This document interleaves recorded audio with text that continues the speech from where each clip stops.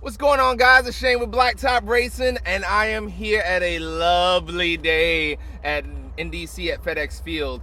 WDCR, the very last event, Halloween weekend. Yes, this is probably January by the time you're watching this, but it is what it is, man. I'm a busy man with work, and yes, I'm way behind on these series. But anyway, so today it's like high 70s, feeling lovely at Halloween weekend. And I am here in Danny's Frankenmonster, which it isn't a Frankenmonster. It's actually his 2011 Mazda Miata, and he quickly did a lot of things to this, which is awesome. So it's just trying to show in that, hey, you can throw a lot of parts on the Miata and it's just going to be very well. So what he actually did, him and I have been talking for a while, and he did a lot of the specs of my car in Ruby, and what that entails is 500 spring rate in the front, 400 spring rate in the rear.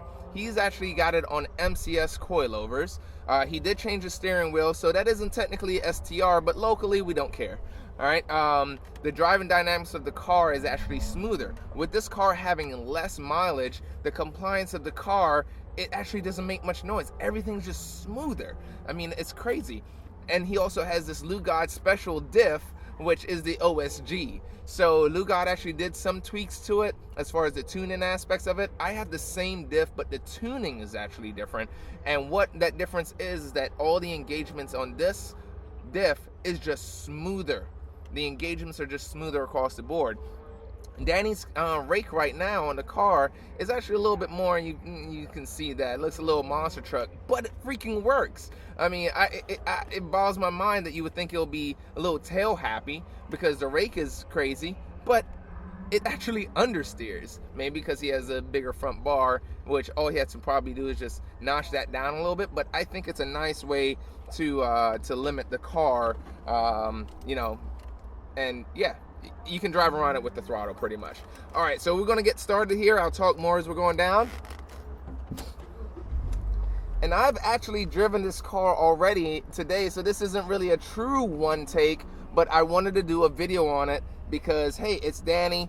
He's done so many things with his cars, and he doesn't know when not to go full bore on it, which makes it awesome. And you gotta love the guy. He just picks a platform that he likes or wants to play around with, and he's good to go. So right now I do not have my driving shoes on, so I'm gonna go ahead and get that real quick. This will be the first time that I'm actually editing quite a bit. All right, so that was quick. So just had to get my driving shoes on before I get going.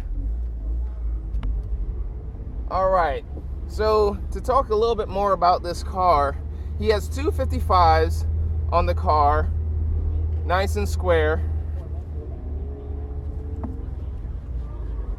It's me, it's good. What are you doing?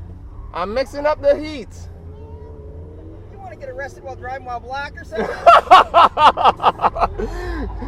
out of here. I just stole this car, man. I'm trying to run.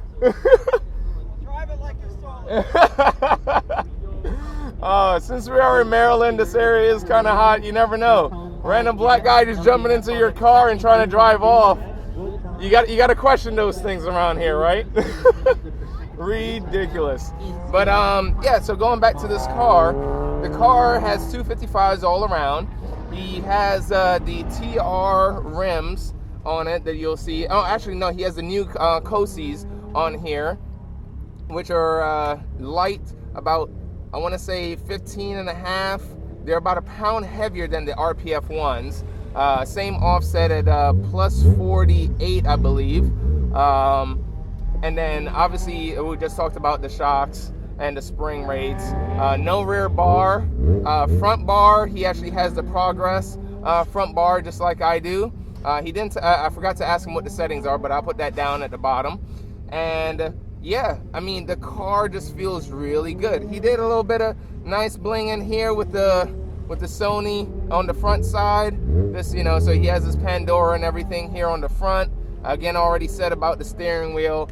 And one of the things I didn't mention, this is actually the retractable hard roof. Yes, it's 100 pounds heavier than my car, and it with everything that he's done to this car so far, it's not far off from mine.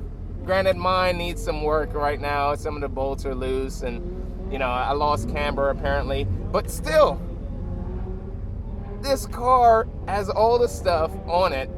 Headers, he has the Roadster header, and it is remotely tuned by Moto East. So Moto East went ahead and worked with Danny, and he just did stuff on the road and got that stuff going. So it's pretty cool. What's going on, Delicious? What's up, pumpkin? Is this Danny's? This is Danny's. It's like a mirror of mine, 100 pounds more, but it feels just better. Oh yeah? Yeah. So hardtop's not bad? Surprising. So it just comes out the gates really good. Since I already drove the car, I'm kind of familiar with it. Just letting the tires warm up a bit. Get tight in here. You roll on the throttle. Get tight in here. I'm adding some distance because the car just understeers a bit, but that's fine. Cut the distance. It got into a little bit of ice mode, but that's all right. Swing it around, nice and happy. It has a limiter, so right now he actually only has it set up for 7,600 RPM, which, oh, I shouldn't have tapped the brake there. Which at the 7,600 RPM, it limits it, so it's probably around 59 or so miles per hour. And yeah, I'm actually hitting that. No, I would say more towards like 50, 57, 58. Yeah, but either way, it's not 62 like my car. So yeah, 59 sounds right. I'm just gibbering. As you can see, trying to drive, I'm just gibberishing right now. So that was the first run that is actually videoed like this. But I'm just gonna go right back out with nice warm tires. Good. Thank you. Do it. And I ran a 60.6. So I'm gonna see what we can do. I'm just throwing you off, man, that's all. So, yeah, I should have gave him a heads up, but it'll be all right. So, right now we got one more run. So I ran a 60.6, and my car ran a 60.044. And so just trying to see if we can just trim this down.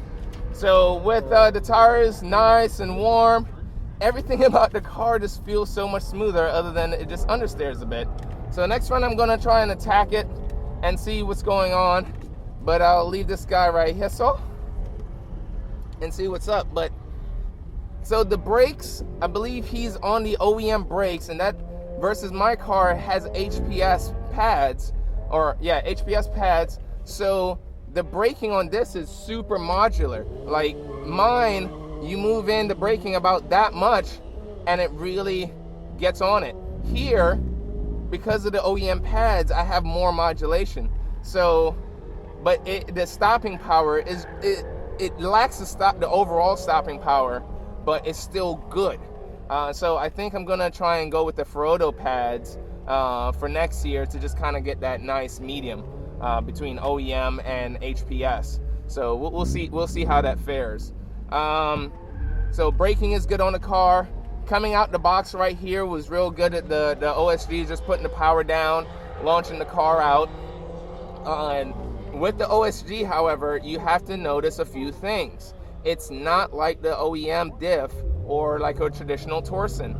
So with the traditional Torsen, you actually floor the car while you're turning, and the car, the power will actually be nice and progressive all the way around. The OSG, however, has two traits to it. If you're partial throttle, it helps you turn the car just like the traditional Torsen. However, there's one beauty about it, that when you floor it, depending on steering angle, it'll actually grab and make the car essentially squat and just shoot right out. So if you have a lot of steering angle and you floor it, then it's gonna come around. So what you gotta do, as soon as you floor it, you gotta start unwinding, and wherever the nose of the car is, it literally freaking just shoots and goes, similar to an all-wheel drive car. So we'll see how this one goes. And yeah, he has 52,000 miles. That's what it is.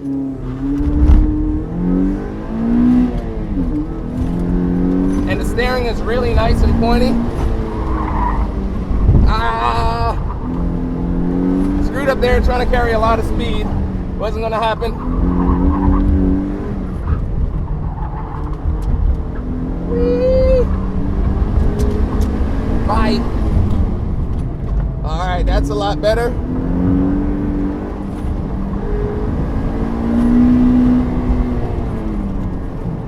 Nice and tight in here. Try to clip this cone. Use the bumps to my advantage and throttle out.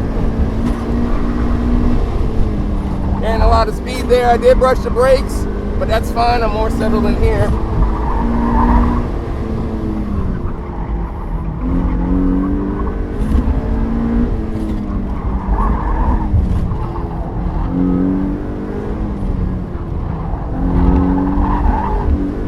Whee! So the answer to all things is Miata. It's so smooth. The front end turns in very well, but it doesn't sustain the whatever it is. It just understeers in the mid corner. So that's about it. But did I get down there? I did get into the 59s. Yes. So I got a 59.9, and that officially is faster than my car. So granted, I've seen the course many times, blah blah blah. But yeah, that's actually faster. So everything about the car is just, with the exception of that mid-corner understeer, is better and smoother than mine. Yeah, I have all the parts. It's just a matter of just dialing it in to make them smoother. I'm going to change the bushings. The bushings, once that's done, then the car is going to feel a lot more subtle, and compliancy is going to be better. When I go ahead and smoothen out the diff, I'll be hitting up Carceps for that, and that's going to make the diff engagement a lot smoother. So yeah, a lot. So what do I give this car? It fucking beat mine, so I'm going to give it, 4 tires in that regard, and a damn spare almost. Now actually it doesn't get the spare because it has mid-corner understeer, but the car is good. When you consider this, it's 100 pounds heavier than my car. Has all the parts. 50,000 almost. Less mileage. Hasn't been beaten on. So everything just feels tighter. That's the difference, boys. Can this compete in STR? Oh, hell yeah! Coming after you, Carceps. Coming after you, NDs. Coming after you, S2000. They're still the kings. I don't care what anybody says. They're still the kings. They've won every freaking year. So regardless of what version of this fucking car that you have, as long as you have the parts, you're good. 100 pounds ballast, man, in the rear, and it still freaking works. Wow. That's all I gotta say. Answer to all things, Miata. So that's your boy Shane. Thanks for viewing in here at One Take on this lovely, lovely day. I'm gonna jump into an Insight next. Yes, the class killer Honda Insight. What? You don't even want to see it. It's so good, it ain't even really classed. Check it out next. Catch you guys next time. Peace.